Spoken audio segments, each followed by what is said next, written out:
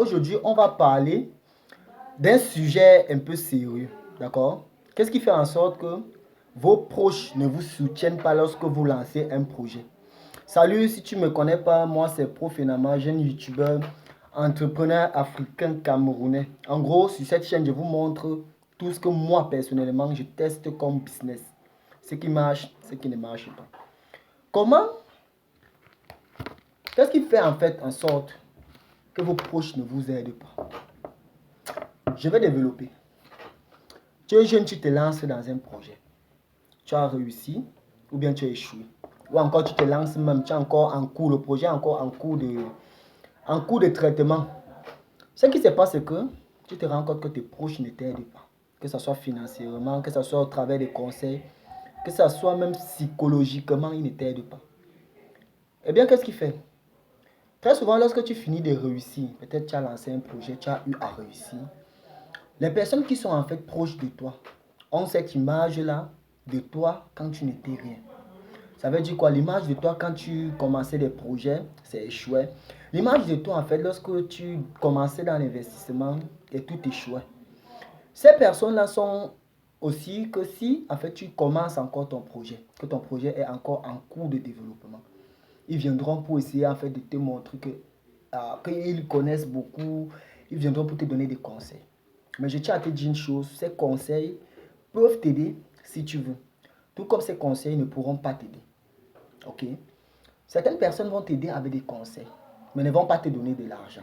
Or, toi, tu as besoin d'argent et non des conseils. Parce que tu connais déjà, tu as déjà ton business plan, tu as déjà ton marketing, bon bref, tu as tout. Mais ces personnes viendront toujours avec des conseils du genre, tu ne connais rien, toujours en train de te rabaisser.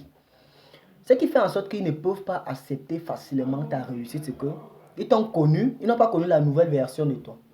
Ils t'ont connu en fait sur ton ancienne version, quand tu n'étais rien. Quand tu commençais, quand c'était dur, quand c'était chaud, quand la galère te fouettait. C'est là où ils t'ont connu. Et maintenant, généralement, ils vont faire comment? Ce qui va être dans leur esprit, c'est que pourquoi lui, il a réussi? Est-ce que lui, il a réussi? Comment il a fait pour réussir? Pourquoi? Donc, ils vont se poser des tonnes de questions. Et ils seront, en fait, surpris, étonnés de voir que tu as réussi. Je vais un peu développer et je vous mets dans une situation de vie. Regardons un peu. Tu es peut-être parieur ou bien trader. Tu es avec tes amis. Là, on prend le cadre de l'amitié. Bon, tu es avec ta famille ou tes amis. Ok? Ce qui va se passer, c'est que tu commences peut-être le trading ou bien les paris sportifs. Pour ceux qui sont parieurs, bon, on va prendre le cas du trading. Tu commences peut-être le trading. Tu viens, tu expliques à tes amis que bon, voilà, pour trader, on fait comme ça, on fait comme ça. Moi, je veux me lancer, je veux mettre, je sais pas, 100 000 francs. Et ils vont rire, ils vont commencer à se moquer de toi. Hein. Ils vont même vouloir te conseiller que les trucs en ligne, c'est l'arnaque, tout ça.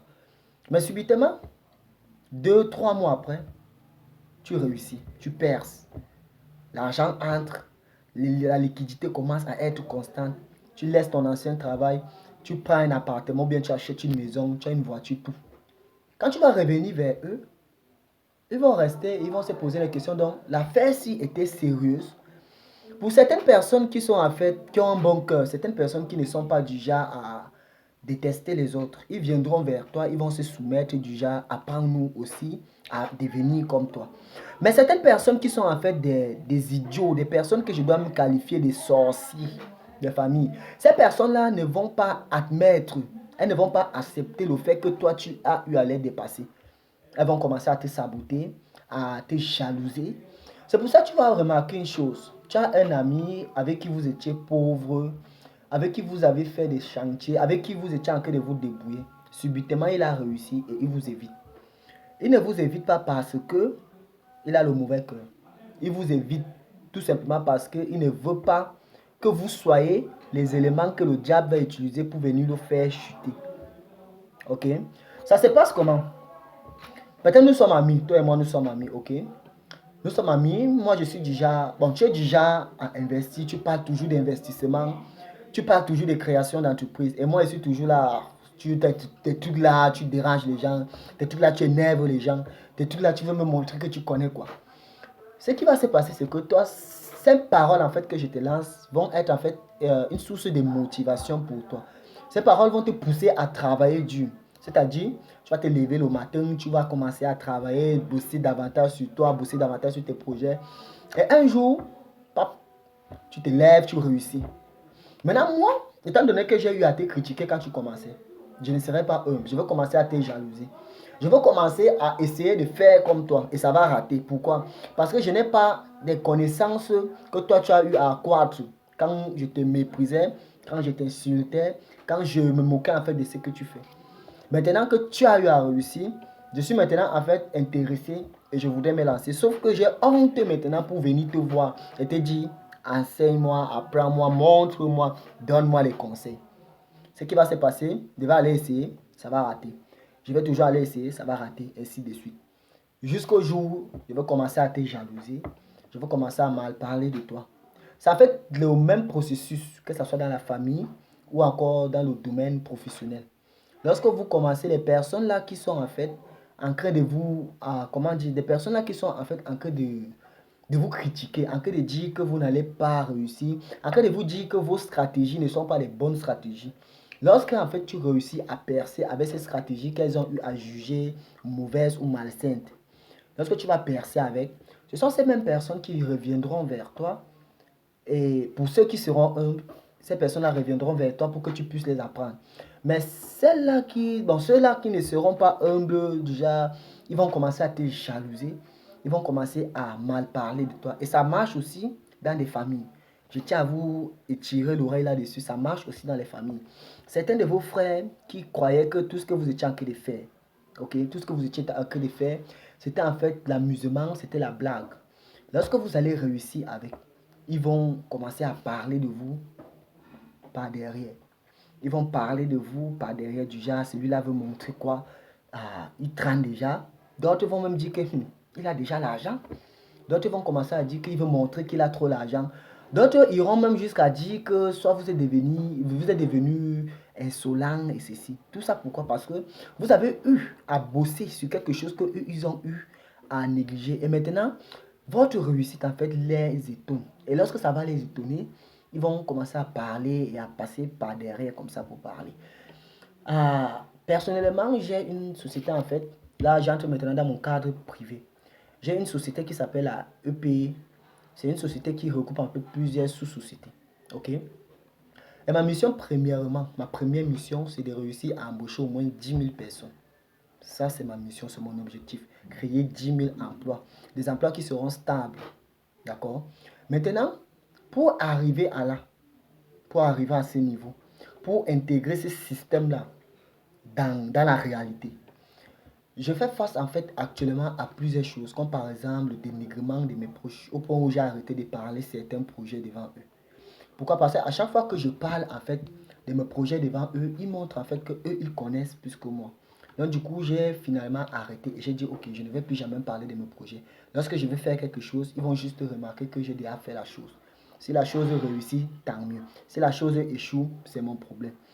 Maintenant, certaines de ces personnes vont se rendre compte que lorsque je vais réussir avec, en fait, elles viendront et d'autres vont même mal parler de moi parce que c'est ce qui se passe actuellement. Mon chiffre d'affaires, mon chiffre d'affaires est assez, c'est encore bas, mais ça peut me permettre de vivre aisément. D'accord? Mon chiffre d'affaires peut me permettre de vivre aisément. Mais le problème, c'est que lorsque j'essaie d'adopter une nouvelle approche économique et que je parle un peu de ça à l'un de mes frères, en fait, ces derniers commencent à... Bon, je ne vais pas trop parler parce qu'ils sont abonnés d'ailleurs à ma chaîne. Ces derniers commencent en fait à dire que je ne maîtrise pas la chose. Même les parents sont allés jusqu'à dire cela.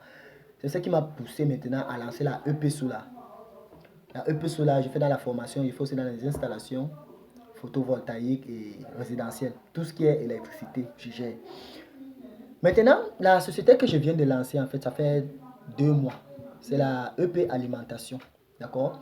Et maintenant, je suis en train de vouloir industrialiser certains processus de fabrication des matières qui sont généralement artisanales. Moi, j'ai envie d'industrialiser ça. Mais le problème, c'est l'argent. D'accord? Et actuellement, je fais face à une chose, je n'ai pas d'argent. Je n'ai rien. Mes proches là savent très bien que j'ai besoin d'argent. Mais personne d'entre eux ne lèvera le doigt. Pas parce qu'ils ne peuvent pas, mais parce qu'ils ne croient pas en moi. Ce qui va se passer, c'est quoi? Si une personne qui vient du dehors réussit à comprendre, voir en fait mes capacités, cette personne sera prête en fait à sortir de l'argent et à investir dans mes projets. Mais il y a un mais. Le mais c'est quoi? Le mais c'est que lorsque la personne du dehors va venir, la personne va beaucoup te prendre en considération par rapport à ton proche. Remarquez un peu ça. Les personnes qui vous considèrent le plus, ce sont les personnes qui ne vous côtoient pas constamment, c'est-à-dire vos amis ou encore des inconnus dans la rue. Ce sont ces personnes-là. Dans la Bible, on dit souvent qu'un prophète n'est jamais honoré chez lui. C'est en fait la même chose que ce soit dans les affaires ou pas. Un homme d'affaires ne sera jamais pris en considération par ses proches. Vous allez voir, vous allez arriver à un niveau où même votre femme ne va plus vous croire. Même votre femme va douter de vous. C'était Prof. Enama. Le message, c'est de ne jamais abandonner tes projets. Abonne-toi.